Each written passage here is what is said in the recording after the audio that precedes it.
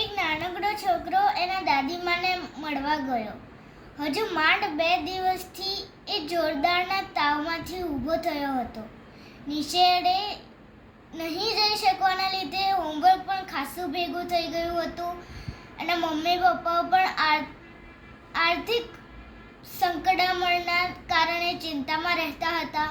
ઘરમાં વડચકા તેમજ નિશાળમાં પણ વડચકાથી ત્રાસીને બિચારો તેના દાદીમા પાસે હળવો થવા ગયો હતો.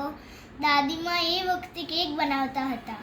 છોકરો પોતાની બધી જ ચિંતાઓ યાદ કરી અને દાદીમાને ફરિયાદ કરવા માંડ્યો. ઘણી બધી વાર સુધી એણે રોદણા રોયા. દાદીમા હોંકારો દેતા પોતાનું કામ કરતા રહ્યા.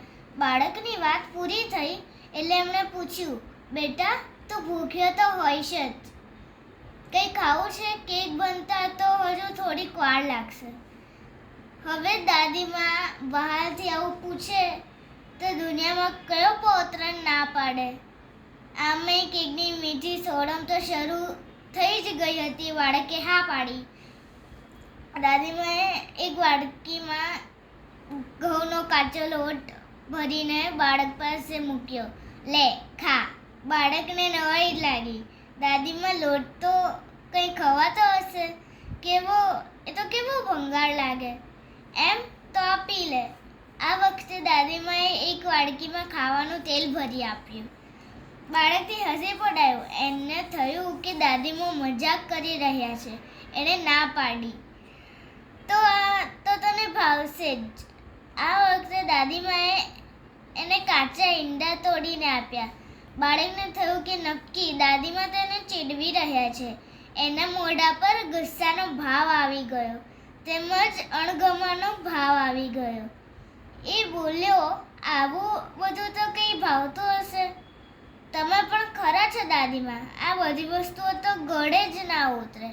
દાદીમા આ વખતે ગંભીર બનીને બાળકની આંખમાં જોઈ બોલ્યા, બેટા આ બધી વસ્તુઓ જ કેક બનાવવામાં વપરાય છે, છતાં પણ છૂટી ખાઈએ તો કેટલી ખરાબ લાગે છે નહીં? પણ જ્યારે સરખી રીતે મિશ્રણ કરીને કેક બનાવીએ તો કેવી સરસ બને છે, સ્વાદ પણ સરસ બની જાય છે. દીકરા મારા, એવી જ રીતે ભગવાનના ઘરનું કામ ચાલે છે. આપણને ઘણી વખત એવું લાગે કે આપણા ખરાબ સમયમાંથી કેમ પસાર થવું અને આટલી બધી તકલીફો શું કામ ભોગવવી, પરંતુ ભગવાન જાણે છે કે ત્યારે આ બધી જ વસ્તુઓને, બધા દુઃખો તેમજ તકલીફોને બરાબર ગોઠવી દેશે. ત્યારે જરૂર એકાદ નવીન અને અદ્ભુત વસ્તુ બનશે. બસ આપણે ફક્ત એની ઉપર એવી રીતે વિશ્વાસ રાખવો જોઈએ જેવી રીતે તું અત્યારે મારી પર રાખી રહ્યો છે. તને ખાતરી છે જ કે આ બધી વસ્તુઓમાંથી બની હોવા છતાં પણ કેક સરસ જ થવાની. ભગવાન પણ દુઃખોના ચૂલામાં તપાવીને જીવનની કેકને સાચો સ્વાદ આપતો હોય છે.